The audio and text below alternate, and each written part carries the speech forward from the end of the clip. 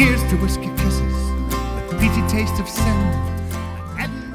Greetings, Whisky folk, and welcome back to Drinking Out Loud, where we are up to day 23 of our Advent Calendar exploration. And today is a whiskey that confuses me. This whiskey is so cool and so good that I don't understand why it didn't sell out instantaneously. I basically picked up this bottle for the calendar just to show people how foolish they were that they didn't get it the first time around if they didn't. I think I got the last bottle. There might be one left. I think I got the last bottle. Like I said, there might be one left available. I'm not certain about that. But this is Nikka the Grain Whisky from 2023. A whiskey that we don't often get special limited edition Nikkas here at the Strath. We're really lucky when we do. And it's often due to our relationship with the Victoria Whisky Festival that we get them. This was being poured last year at the festival, or this year at the festival, the last festival.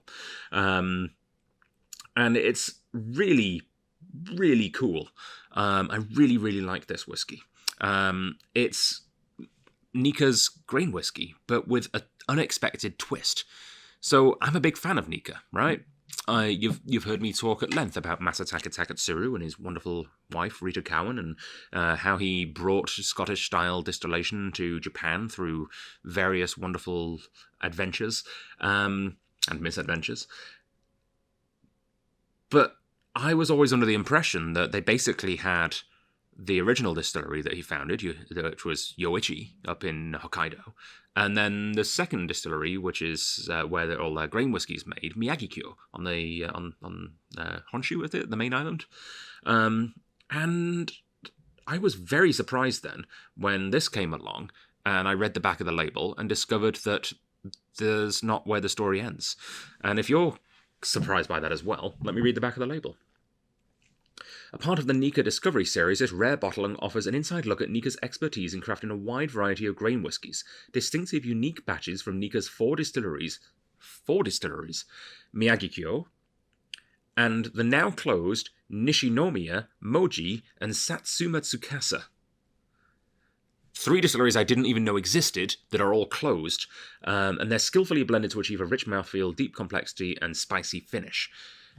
Now, from my understanding, Moji, Satsuma Tsukasa, and Nishinomiya were made a little bit of grain whiskey, but were mostly making other spirits. From my vague understanding, and I think they were mostly making what's that one called? The one that they have in both Japan and Korea. And it's pronounced differently, shoju, or shochu.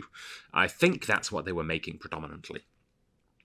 Not certain about that. But I'd certainly never heard of Moji, or Satsuma Tsukasa, or Nishinomiya. And now I got to try a whiskey with all 3 of those blended together with one of my favourite distilleries of all time, in a special limited edition bottling of Nikka, which, get this, was bottled at 48%, which is unusual for Nikka as well, for their grain whiskey. Like, normally when you have Miyagi-kyo, which is where the coffee malts and the coffee grain are distilled, you're getting it at a much lower ABV. So I was really excited to try this, and when I finally did for the first time, weirdly enough, at a tasting I did for a local rugby club, I was absolutely very impressed, and happy to share it with my friends in our Whiskey Advent Calendar now. So, for a close-up on the screen here, this is, of course, from Japan, various regions across Japan. It is a blended grain whiskey. I don't see those very often. It is a non-age statement whiskey, but, I mean, you can guess that some of it's pretty old, seeing as 3 of the distilleries don't exist anymore. It is a mix of refill hogsheads and new American oak, a small batch of 4,800 bottles, released at 48%, with no added colour or filtration. And on the blended grain front, that is a style of whiskey that was, of course, made famous by the absolutely incredible hedonism from Compass Box. And that was the first ever blended grain Scotch whiskey in history that was bottled, amazingly. And there's been quite a few since then. So I enjoy seeing blended grains. I've seen some blended grain whiskies now from Ireland, and now this one from Japan. I think it's a style that should take on. I may have misspoken in the last video. I know I mentioned at the end that there was a grain whiskey. I may have accidentally said single grain. This is not a single grain. It's a blended grain. So multiple single grains together in perfect harmony.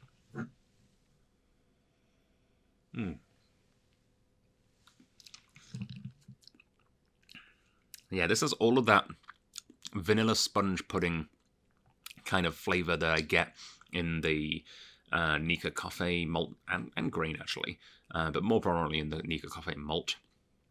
Just a little bit richer and with a little bit more other things going on. There's like a Chinotto style orangey herbal thing happening on the back end of the palate with it.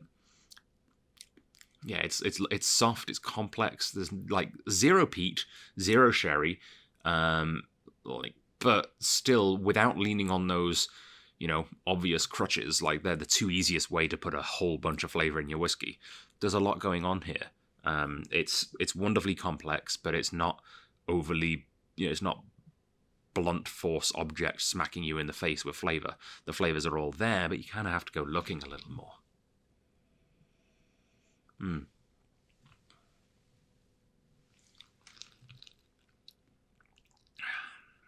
I don't know why I just did the sucking air through thing like you do with wine. That was a mistake. You don't do that with whiskey. And now my lips are tingling. Either way, getting a little bit of a more herbal note on the revisit there. Sort of soft thyme, maybe oregano, with a little bit of a light floral lilac-y kind of a thing as well. Yeah, it's a very lovely, approachable whiskey at a more full flavor. Big fan. Yeah. The Nikka Whiskey Distilling Company. The origin of the word Nikka is kind of fun as well. It's kind of it stems from the original name of the company, Dai Nippon Kaiju, which is the big Japanese juice company, which I think is kind of fun. Shortened down to Nikka.